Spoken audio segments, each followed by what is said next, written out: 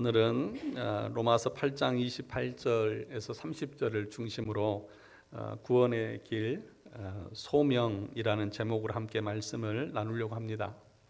오늘부터 이 구원의 길, 구원의 서정이라고도 신학적인 부르는 우리가 어떻게 해서 구원을 받는지에 대한 것들을 성경을 통해서 우리가 함께 알아가기를 원합니다. 예수 믿는 이유가 우리가 구원받는 것 아니겠습니까? 또 성경 그래서 구원의 길을 우리에게 알려주는 그런 책입니다. 그러니까 우리의 모든 신앙의 그 밑에는 구원이라고 하는 큰 그 밑받침을 하고 그 구원의 확신 위에서 우리의 신앙의 꽃을 피워가야 하는 것이지요.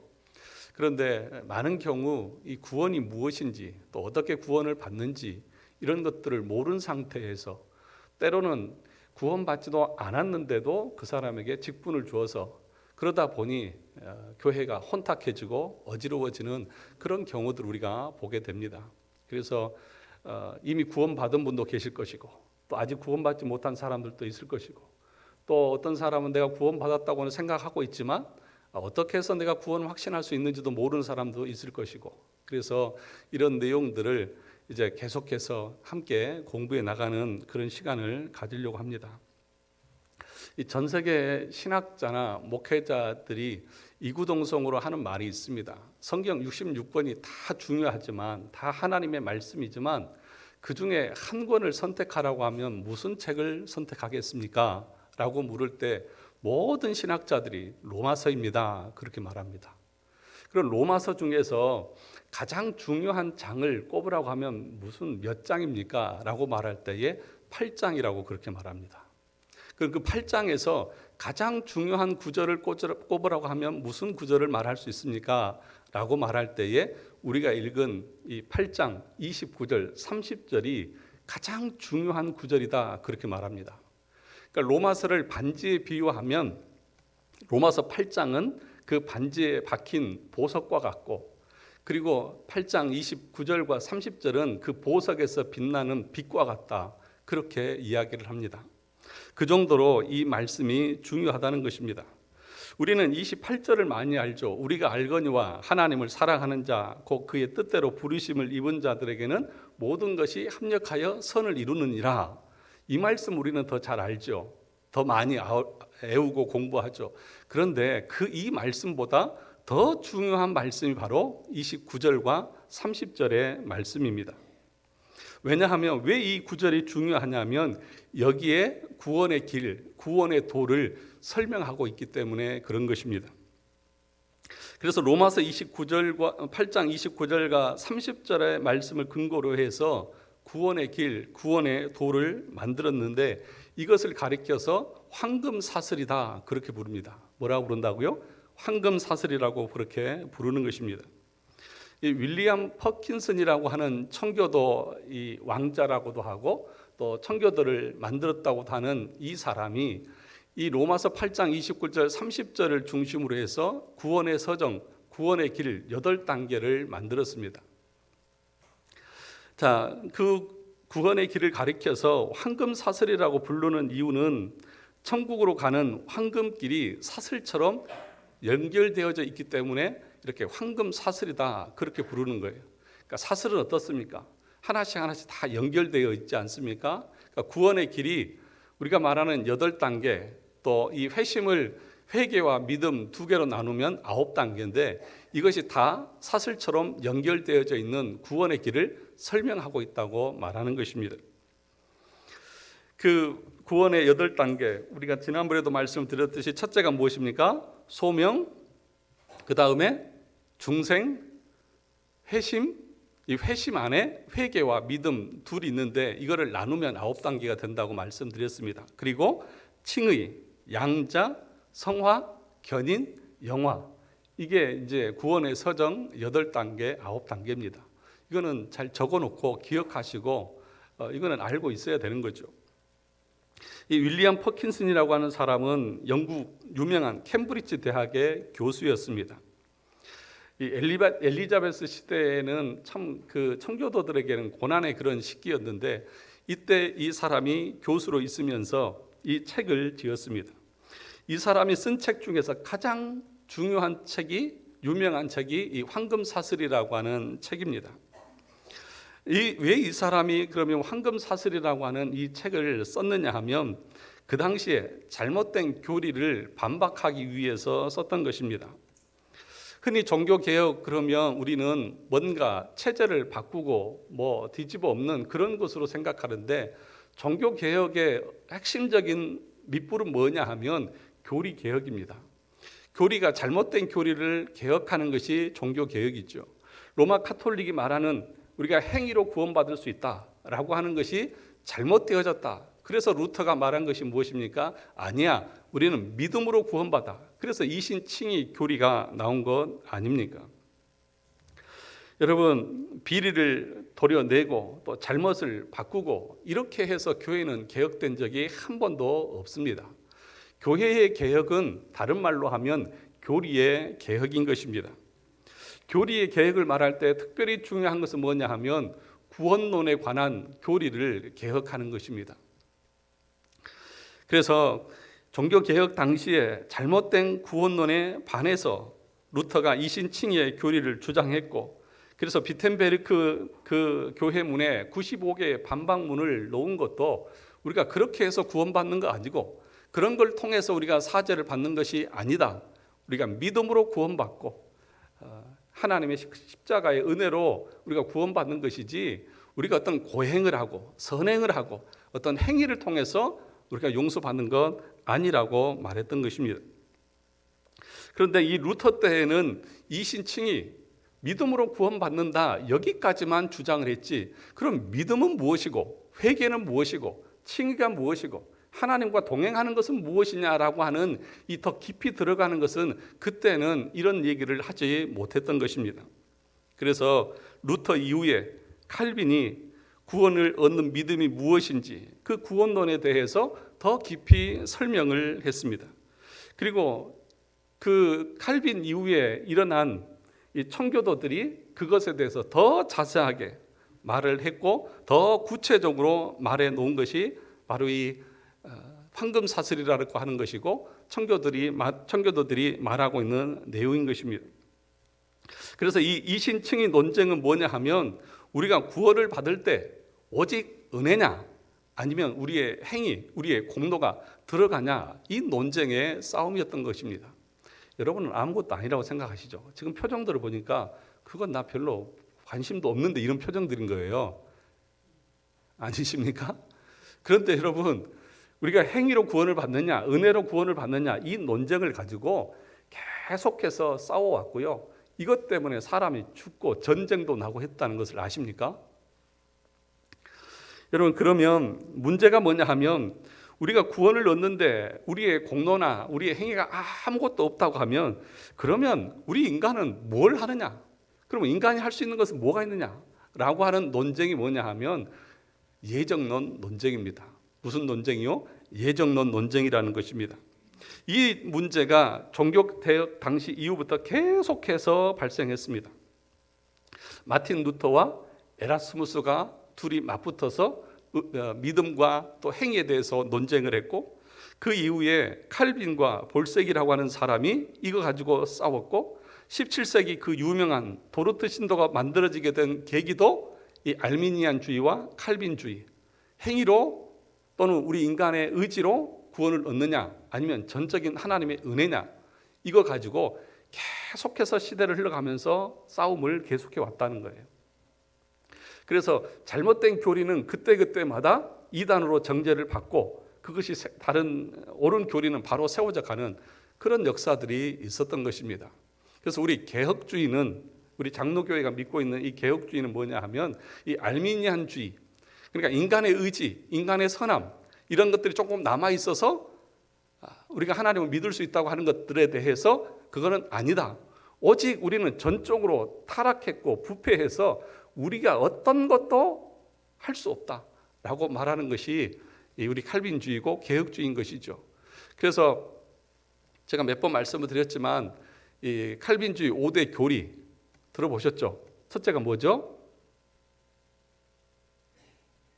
전적 타락.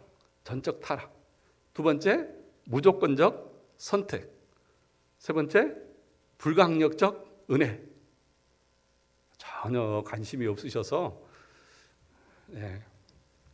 하여튼 이게 왜 나왔냐 하면, 이 알미니안주의자들이 우리의 의지나 우리의 선함과 이런 것들을 통해서도 우리가 하나님을 알 수 있다고 말하니까 아니야 라고 해서 도르트 회의를 해서 이 5개 반박문을 낸 거예요. 그건 잘못됐다고. 그래서 우리가 그걸 따르고 있는 것이지, 이게 핵심이라는 거예요. 근데 이걸 기본으로 우리가 해서 우리의 신앙을 세워져 가야 되는데, 이걸 모르고 그냥 우리도 똑같이 알미니안적인 이단적인 신앙생활을 장로교회에서도 하고 있다는 것을 말하고 있는 것입니다. 그런데 이렇게 지나오면서 이 윌리엄 퍼킨슨이 황금사슬을 쓰게 된 계기가, 같은 캠브리지 대학의 이 피터 바로라고 하는 사람이 똑같이 그런 것을 주장을 한 거예요. 예지 예정서를 주장을 하는 것입니다. 예지 예정서는 뭐냐 하면, 하나님이 우리를 만세전에 구원하기로 선택을 하셨잖아요. 그렇죠? 만세전에 선택을 했습니다. 그런데 하나님께서 어떻게 우리를 선택하셨냐 하면, 그 사람이 그 시대에 하나님을 믿을 것을 아시고 선택하셨다고 그렇게 말하는 거예요. 믿을 것을 아시고 예정하셨다고 그렇게 말하는 거예요. 맞아요? 틀려요? 잘 모르시겠죠? 그런데 우리가 주장하는 것은 뭐냐 하면, 하나님께서 그 사람이 믿을 것을 알고 예정한 것이 아니라 하나님이 예정해 놓으셨기 때문에 그 사람은 믿게 된 것이다, 이렇게 말하는 거예요. 그러니까 이 구원의 주권이 하나님에게 있느냐 아니면 인간에게 있느냐, 이 2가지 문제인 거예요. 예지 예정서를 주장하게 되면 하나님은 이 사람이 믿을지 안 믿을지 그때 가봐야 아는 거예요. 그렇지 않습니까? 그런데 하나님 뭐라고 말해요? 만세 전부터 구원받을 자를 다 예정해 놓으셨다. 그래서 그것에 대한 반박을 하기 위해서 윌리엄 패킨슨이 황금사슬이라는 책을 써서 그것이 아니라고 말한 것입니다. 이제 구체적으로 황금사슬이 어떤 내용을 담고 있는지 그 구원의 서정에 대해서 말씀을 드리겠습니다. 이 황금사슬이라고 하는 책은 4가지로 구성이 되어져 있습니다. 첫째는 뭐냐 하면 이 하나님의 선택입니다. 2번째, 그 선택의 기준은 오직 그리스도라고 말하고 있습니다. 그러니까 우리를 선택하신 것이 우리의 선한 행위에 있지 않다는 것입니다.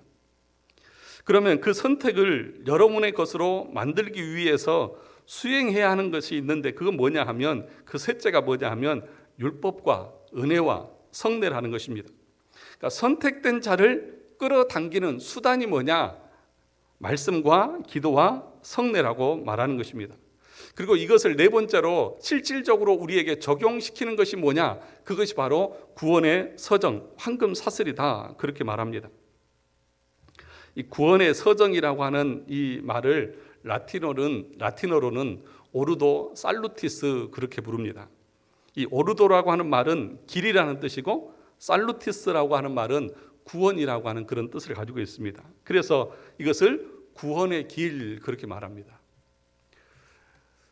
여러분, 구원을 가리켜서 길이라고 표현을 하고 있습니다.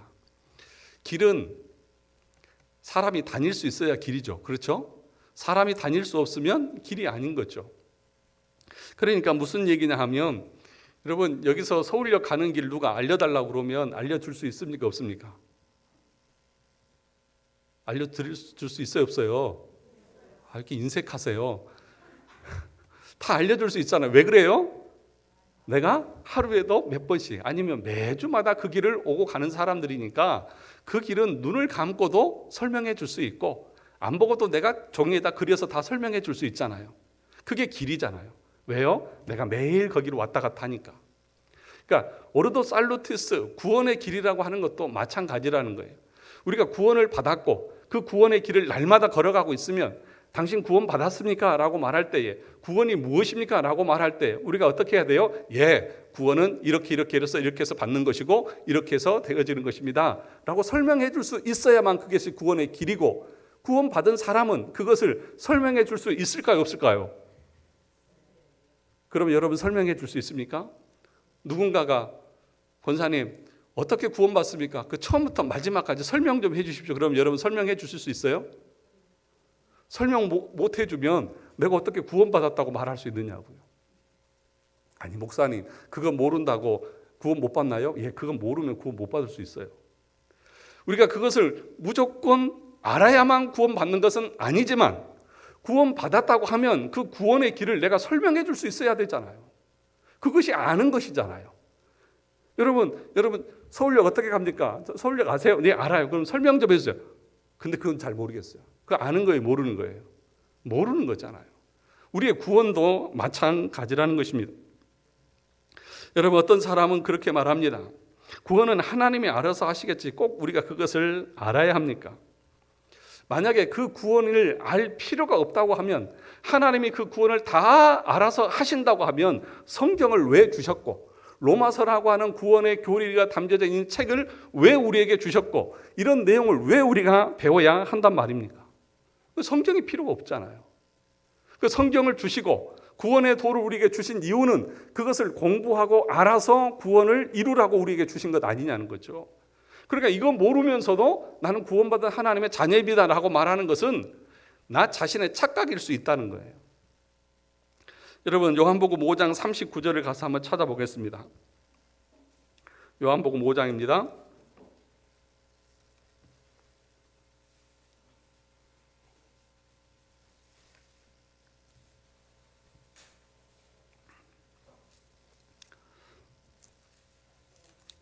요한복음 5장 39절. 다 찾으셨으면 같이 한번 읽어보도록 하겠습니다. 5장 39절입니다. 시작. 너희가 성경에서 영생을 얻는 줄 생각하고 성경을 연구하거니와 이 성경이 곧 내게 대하여 증언하는 것이니라. 성경을 주신 목적이 뭐예요? 영생을 얻게 하기 위해서. 그 영생을 얻기 위해서는 우리가 뭘 해야 됩니까? 성경을 성경을 공부해야죠. 그 성경에서 말하는 구원이 누구를 통해서 이루어지는 거예요? 그 예수 그리스도, 나를 통해서 이루어진다는 거예요. 그것이 예수 그리스도를 통해서 우리의 구원이 어떻게 이루어지는지를 어떻게 한다고요? 공부해라. 공부해서 알아야만 너희가 구원을 얻을 수 있다. 자, 요한복음 17장 3절을 가서 보겠습니다. 요한복음 17장 3절입니다.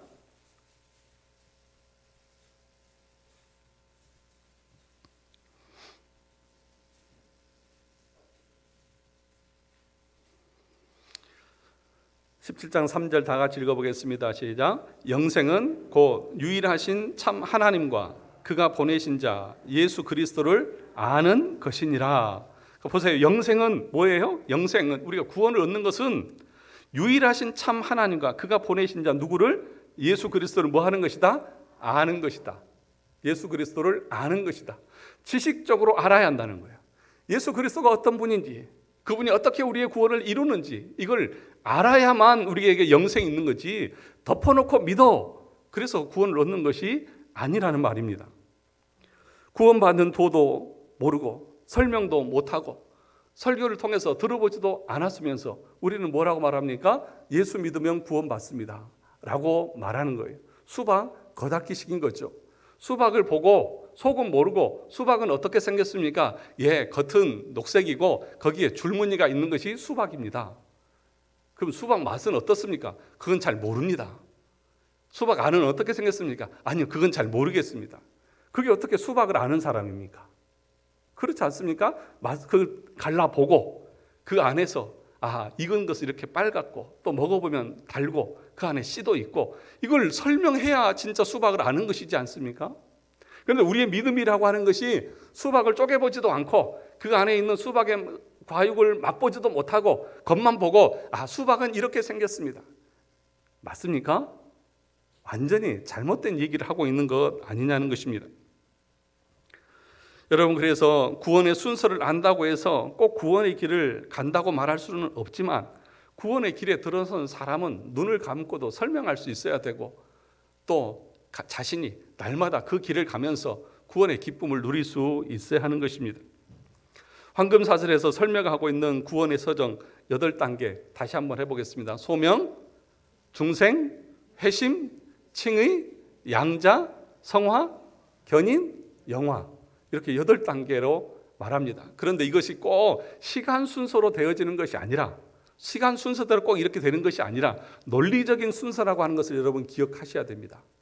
꼭 그 기계적으로 이렇게 간다는 것이 아니라 이건 논리적으로 우리의 구원이 이렇게 이루어진다는 거예요. 그런데 여러분, 소명과 중생과 해심은요, 한순간에도 이루어져요. 한순간에. 이거는 시간적인 것이 아니라 단번에 이루어지는 일이라는 사실을 이렇게 풀어서 설명을 해주고 있다는 거예요. 자, 그러면 해심이 그 소명이 이루어지기 전에 29절에서 이렇게 말했습니다. 우리 로마서 8장 29절로 다시 가서 보겠습니다.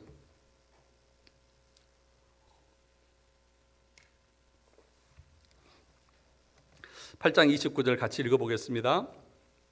시작. 하나님이 미리 아신 자들을 또한 그 아들의 형상을 본받게 하기 위하여 미리 정하셨으니 이는 그로 많은 형제 중에서 맏아들이 되게 하려 하심이니라. 구원의 서정을 다루기 전에 먼저 여기 본문에 보니까 하나님께서 예정하셨다 그렇게 얘기하고 있습니다. 이건 하늘에서 이루어진 일입니다. 하나님께서 하늘에서 우리를 아시고 우리를 예정하셨다, 알고 정하셨다, 그런 얘기를 하고 있는 것입니다. 그래서 29절 미리 아신 자 동그라미 치시고 미리 정하셨으니, 이게 예정인 거죠. 창세 전에 하나님께서 우리를 구원하시기로 이렇게 예정을 하셨다는 것입니다. 그러니까 이거는 만세 전에 하나님께서 우리의 행위와 우리의 선함과 전혀 상관없이 하나님이 행하시는 하나님의 일입니다. 이 하나님의 작정, 그 예정에 대해서는 우리가 수요일 날 웨스트민스터 신앙 고백서 3장 이 하나님의 작정이라고 하는 주제 가지고 수요일 날 나오신 분들은 아실 거예요. 공부를 했어요. 작정이라고 하는 말은 하나님의 큰 틀에서 모든 것을 포함하는 것을 작정이고요. 예정이라고 하는 것은 특별히 우리 인간의 구원을 말할 때에 예정이다, 그렇게 표현을 하고 있는 것입니다.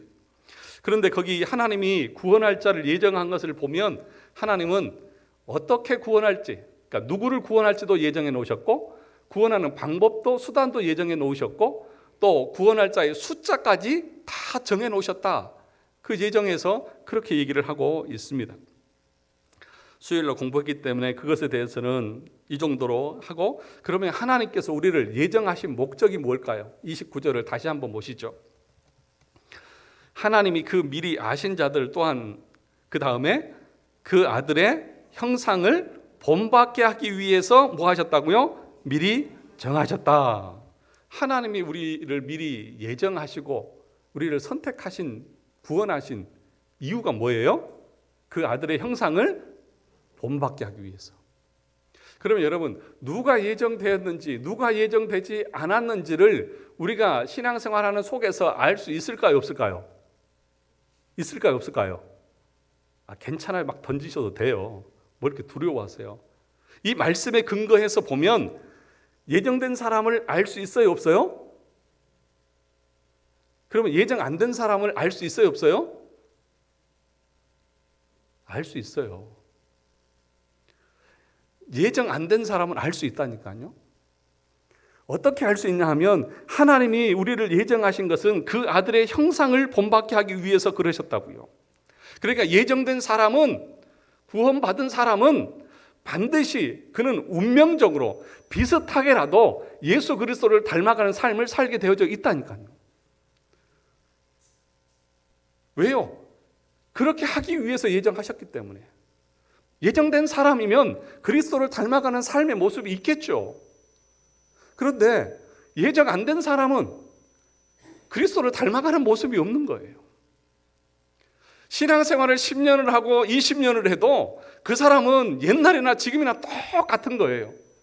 그 사람이 아무리 주일날마다 교회에 나와서 예배 자리에 있다 할지라도 성경의 말씀에 근거해서 보면 그 사람은 예정된 사람이 아니라고요. 그런데 누가 예정되어져 있는지는 잘 모를 수 있어요. 예정 안 된 사람은 알아요. 왜? 그의 행실을 보면 그리스도를 닮아가는 모습이 없거든요. 근데 예정된 사람은 잘 알 수가 없어요. 왜요? 그 사람이 선한 척하면서, 착한 척하면서 교회에서 열심히 봉사할 수 있거든요. 구원받지 않아도 교회에 와서 열심히 일할 수 있고 행할 수 있거든요. 그러니까 예정된 사람이 누군지는 알 수는 없어요. 그런데 예정 안 된 사람은 알 수 있어요. 그가 하는 말이라든지 그의 행위를 보면 그리스도를 닮아가려고 하는 의지가 전혀 안 보이는 것입니다. 여러분, 예를 들어서 이런 사람이 있을 수 있습니다. 그럼 목사님, 예정된 사람이면 무슨 죄를 지어도 구원받습니까? 그 사람 예정된 사람이 아니라고요. 목사님, 예정된 사람이면 그건 예정론을 잘 몰라서 하는 소리인데요. 목사님, 하나님이 다 예정해 놓으셨다며. 그래요. 예정해 놓으셨는데 그 예정해 놓은 사람의 특징은 그리스도를 닮아가는 데 있다고요. 그러니 어떻게 그렇게 악한 짓을 하면서도 나는 예정되었으니까 난 구원받았어, 이렇게 말하는 것은 너무 하나님의 그 예정론을 오독하는 잘못된 생각이라는 것입니다. 목사님, 이 집사님은, 이 권사님은 참 교회 신앙생활 오래 한 것 같은데 윤리적으로 도덕적으로 너무 타락해 있는 것 같아요. 그 사람 어떤 사람이라고요? 예정 안 된 사람이라고요. 우리가 이걸 모르니까, 이런 예정론이라든지 이 구원의 소정을 모르니까 예수만 믿었지 우리의 삶의 성품이라든지 언어라든지 이런 행위에 대해서는 전적으로 알지 못하고 옛날 그대로 사는 거예요. 여러분, 착각하시면 안 됩니다. 이런 사람들은 예정되지 않은 것이 분명하다는 사실을 알아야 한다는 거예요. 그래서 칼빈이 자기가 목회하는 교회에서 이런 말을 했습니다. 성도 여러분, 우리 교회에서 구원받은 사람, 예정된 사람은 100명 중에 1명밖에 안 됩니다. 얼마나 섬뜩한 말입니까? 무슨 얘기인 거예요? 분명히 하나님이 예정하신 목적은, 그 뜻은 우리를 그리스도를 닮아가게 하기 위해서 예정해 놓으셨는데 그렇게 그리스도를 닮아가는 사람이 없다는 거예요. 어떻게 그러면서도 내가 예정된 사람이라고 말할 수 있느냐? 그것은 자기만의 착각이다. 성경은 그렇게 말하고 있지 않다고 주장하고 있는 것입니다. 자, 그러면 첫 번째 소명에 대해서 한번 보겠습니다. 30절 같이 한번 보겠습니다. 30절 같이 읽어보겠습니다. 시작. 또 미리 정하신 그들을 또한 부르시고 부르신 그들을 또한 의롭다 하시고 의롭다 하신 그들을 또한 영화롭게 하셨느니라. 여기 보시면 미리 정하신 그들을 또한 뭐 하셨다고요? 부르시고. 이 부르신 것, 이게 소명인 거죠. 예. 그런데 이 30절에서는 이 구원의 서정 8단계 중에서 3개밖에 나오지 않습니다. 그렇죠? 부르시고, 그 다음 뭐예요? 부르신 그들을 또한 의롭다 하시고, 의롭다 하신 게 뭐예요? 칭의. 의롭다고 칭해 주셨다. 칭의. 그리고 의롭다 하신 그들을 또한 뭐 하셨어요? 영화롭게 하셨다. 영화. 그러니까 여기서는 소명, 칭의, 영화, 이 3가지만 나오고 있어요. 그 중간에 뭐가 빠졌습니까? 중생이 빠져 있고 회심이 빠져 있고. 이 나머지는 다른 성경에 나와 있는데 이것들을 다 모아서 8단계 구원의 서정을 만든 것이 청교도들이고 또 이 윌리엄 퍼킨슨이라고 하는 사람인 것이죠. 그러면 이 구원의 소명, 하나님이 부르시는 건데 이 부르심에는 2가지가 있습니다. 내적 소명과 외적 소명. 외적 소명과 내적 소명. 이 외적 소명은 초청하는 거예요. 그래서 여러분, 회개하라, 천국이 가까웠느니라. 이게 부르시는 거죠. 말씀을 통해서. 예수님께서도 수고하고 무거운 짐진 자들아 다 내게로 오라. 누구든지 목마르거든 내게로 와서 마시라. 부르는 거예요. 예수 그리스도를 믿고 붙들고 그 안에서 구원을 얻으라고 초청을 하는 것입니다. 그런데 문제는 뭐냐 하면 마태복음 22장 14절에서 이렇게 말했습니다. 청함을 받은 자는 많되 택함을 입은 자는 적으니라. 이게 외적 소명에 대한 결과를 말하는 건데요. 청함을 받은 사람 많아요. 그러니까 말씀을 들은 사람은 많아요. 근데 듣는다고 다 예수를 믿습니까? 아니라는 거예요. 청함을 받은 사람은 많되 택함을 받은, 구원받은 사람은 적다. 그렇게 성경에서 말하고 있다는 것입니다. 그러니까 목사의 설교를 통해서 성도들을 초청하는 것입니다. 여러분, 예수 그리스도는 이런 분이십니다. 예수님께서 여러분들의 죄를 위해서 십자가에서 여러분의 죄책을 다 담당하셨고 율법 아래 나셔서 율법의 요구, 여러분들은 다 하나도 이룰 수 없는 것을 우리 예수님께서 그 율법의 도를 다 이루시고 의롭게 되어주셨습니다. 그래서 십자가에서 죽으시고 3일 만에 부활하셨습니다. 이 부활이 뭔 줄 아십니까? 이 부활은 하나님께서, 예수 그리스도께서 모든 것을 다 이루시고 성취하셨다고 칭해주는, 의롭다고 인정해주는 것이 부활이고 승천이에요. 다 이루셨다. 그런 것들을 말씀을 해주면서, 여러분, 그래서 여러분의 힘으로는 절대 구원받을 수 없습니다. 예수 그리스도를 바라보고 십자가를 붙들라고 우리를 부르시는 것이죠. 그런데 문제는 무엇입니까? 그렇게 설교를 해도 어떤 사람은 그것을 믿고 마음에 맞다, 내가 죄인이다 탄식하면서 하나님의 그 은혜 앞에 나아가는 사람이 있는가 하면, 어떤 사람은 다리 꼬고 팔짱 끼고 한 귀로 듣고 한 귀로 흘리고 그냥 간다는 거예요. 이게 예정되어져 있느냐 예정되지 않느냐를 가르는 거예요. 예정되어 있는 사람은 때가 되었을 때에 목사의 설교를 통해서 그 마음을 치는 거예요. 네가 얼마나 악한 죄인인 줄 아느냐를 포기하시는 거예요. 그래서 회개하게 하고 그리스도 앞에 나오게 한다는 것입니다. 청교도들은요, 하나님의 말씀이 둘로 존재한다고 말했습니다. 첫째는 기록된 하나님의 말씀이고요, 두 번째로는 선포된, 목사회를 통해서 선포된 말씀, 이 두 가지가 하나님의 말씀이다, 그렇게 얘기했어요. 그런데 이 두 말씀 중에서 사람을 거듭나게 하고 회심시키고 예수 믿게 하는 데에는 목사의 설교를 통해서 더 많은 역사가 일어난다고 그랬어요. 여러분의 생각과 다르죠? 기록된 이 66권 말씀이 참된 말씀이고 오류가 없는 말씀이고, 이 말씀만이 우리를 변화시킨다고 하잖아요. 그런데 청교도를 뭐라고 말했냐면, 아니야, 선포된 그 하나님의 말씀을 통해서 성령은 여러분의 마음을 뒤집고 여러분을 회심시키는 역할을 더 많이 해요. 그러니까 여러분들이 혼자 집에서 성경을 읽을 때 은혜 받는 것보다도 이 설교 시간에 하나님의 말씀을 들으면서 더 큰 은혜를 받고, 이 선포된 말씀을 통해서 성령은 여러분의 영혼들을 뒤집어 엎고, 맞다, 그래 내가 잘못되었다, 내가 죄인이다, 그런 깨달음을 얻게 하신다는 것입니다. 그러니까 여러분, 설교하는 이 목사를 가볍게 여기시면 안 됩니다. 왜 아멘을 하나도 안 하세요? 뭐 저를 잘해달라, 뭐 대우를 잘하라, 이런 얘기가 아니에요. 이 목사의 설교가 얼마나 중요한지를 말씀을 드리는 거예요. 여러분, 여러분들이 목사를 무시하면, 목사를 가볍게 여기면 어떤 일이 일어나냐면요, 여기 강단에서 선포되는 이 말씀도 여러분들이 가볍게 여기세요. 그런데 목사님을 중요하게 여기고 목사님의 입을 말씀을 통해서 우리가 구원을 얻을 수 있다고 생각하면 정말 중요하게 생각을 하겠죠. 그래서 저를 가볍게 여기고 뭐 목사님이나 나나 뭐 이렇게 얘기하면, 제가 무슨 얘기를 하면 너나 잘하세요, 속으로 그럴까 안 그럴까요? 겉으로는 안 그래도 속으로는 제가 마음에 안 들고 저를 미워하는 사람들은 너나 잘하세요 그러겠죠.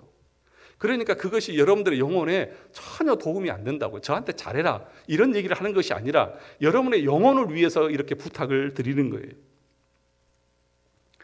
이런 측면에서 보면은요, 목사의 가정, 목사의 아내, 자녀들이 제일 위험한 사람들이에요. 제일 위험한 사람들. 왜 그래요? 집에서는 남편이고 아버지고 집에서는 저의 모든 것을 다 알잖아요. 그러니까 제 설교의 은혜를 제일 못 받는 사람이 누굴까요? 잘 아시잖아요. 제 아내가 제일 은혜를 못 받을 것이고 제 자식들이 제일 은혜를 못 받을 거죠. 집에서는 저러면서 뭐 강단에서. 그래서 목사의 아내와 자녀들은 더 주의를 기울여야 되는 거예요. 제가 집에서는 남편이고 아버지지만 이 교회에 와서 이 강단에 섰을 때는 뭐예요? 아버지도 아니고 남편도 아니에요. 하나님의 말씀을 증거하는 사자예요. 그렇게 보고 그렇게 들어야만 그들에게 은혜가 임하는 것이지, 그냥 뭐 우리 아빠가 뭐 하는지 늘 그렇지 뭐 이렇게 받아들여 버리면 그게 제일 위험한 존재들인 거예요. 영규 왠지 알았니?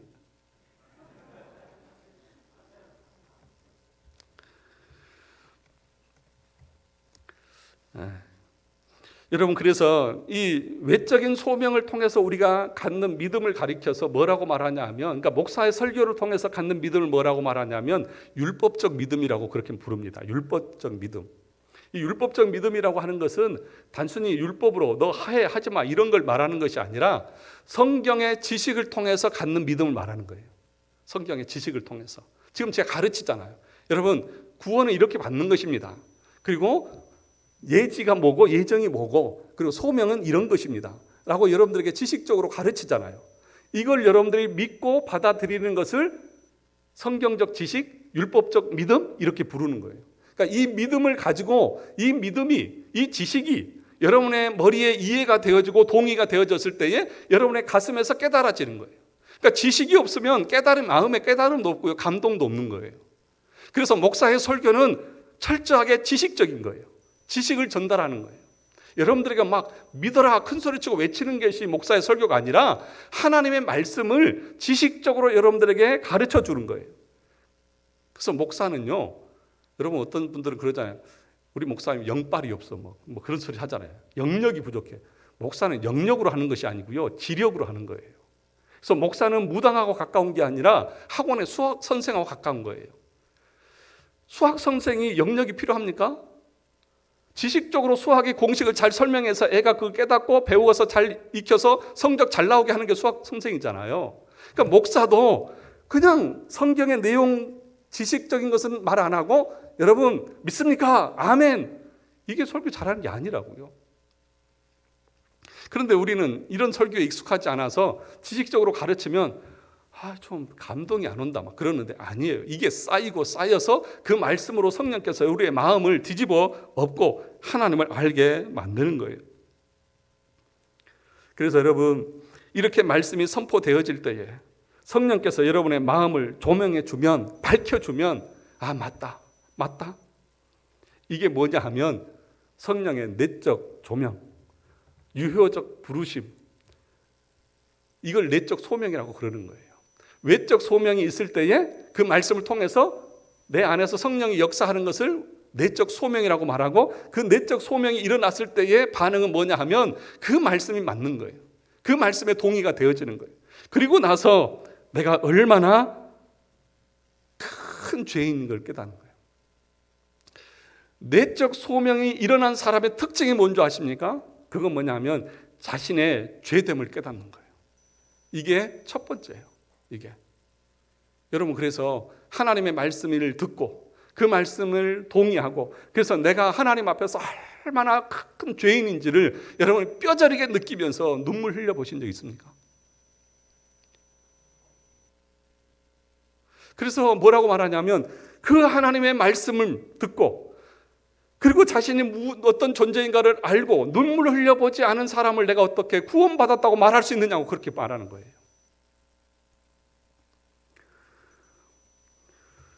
자신이 죄인인 것을 모르니까 주변의 사람들이 보기 싫은 거예요. 자신이 얼마나 큰 죄인지를 자각하지 못하니까 의를 내세우면서 저 권사는 왜 저렇고 저 장로는 왜 저렇고 저 목사는 왜 저렇고 하면서 손가락질을 하면서 비판하고 판단을 하는 거예요. 내가 더 큰 죄인인데. 그러니까 뭐예요? 아직까지 그런 사람은 그 안에서 내적인 소명이 일어나지 않아서 구원의 문도 들어가지 못한 사람이라고.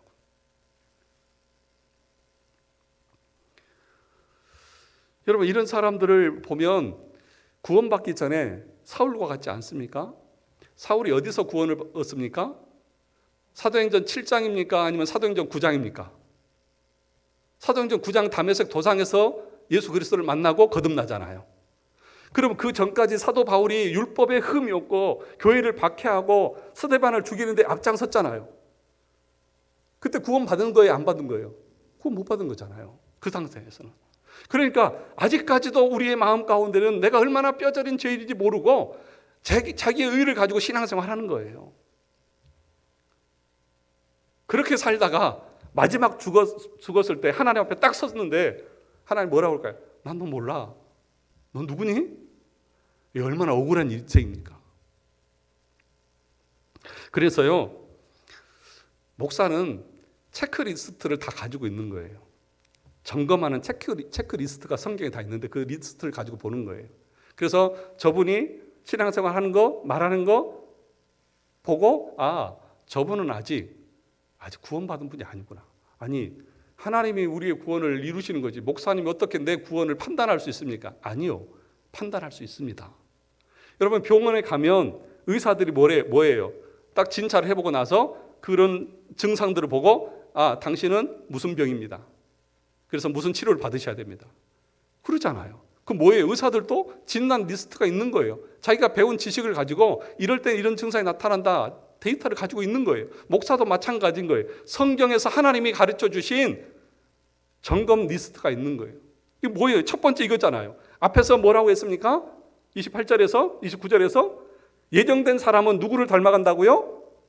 예수 그리스도를 닮게 되어져 있다. 그게 운명이다. 그런데 예수 그리스도를 닮아가는 모습이 없다. 저 사람 예정된 사람 아니구나. 자, 두 번째, 소명받은 사람, 외적 부르심 받은 사람은 그 말씀이 듣고 깨달아졌을 때 마음에 회개가 일어나고, 그래서 내가 죄 있는 것을 깨닫고, 그래서 입도 뻥끗 못하는 그런 모습이 나타나는데, 그런데 교회 보니까 말 잘하는 사람 너무 많은 거예요. 다른 사람 비난하고 판단하고 수군거리고 하는 사람이 많은 거예요. 저 사람 아직 구원에 초보도 못 들어갔구나. 판단하는 거예요. 그거는 누구도 할 수 있는 것 아닙니까?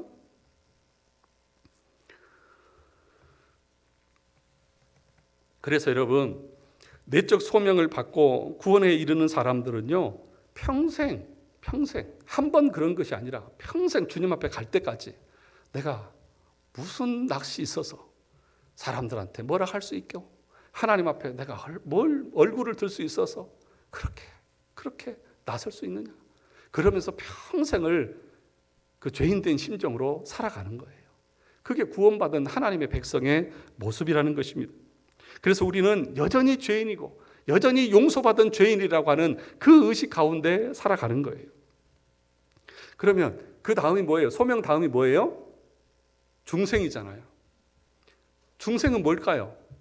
중생은 거듭남인데, 그건 뭐냐 하면, 중생은 뭐라고 표현할 수 있냐면 소명의 내적 효과가 중생이에요. 다시 말합니다. 중생은 내적 소명의 효과가 중생이라고요. 내적 소명이 뭐예요? 말씀을 듣고 깨닫고 내가 죄인이다. 이 탄성이 나오는 것 자체가 뭐라고요? 중생한 거라고요. 그때서 중생한 거라고요. 아직까지 이걸 없는 사람은 중생하지 못한 사람인 거예요. 그래서 이거는요, 다 연결되어져 있어요. 보세요. 그래서 황금 사슬인 거예요. 외적 소명, 목사의 설교를 듣고 나면 그 설교를 통해서 내적 소명이 일어나죠. 그 내적 소명의 결과로 나타나는 것이 중생이죠.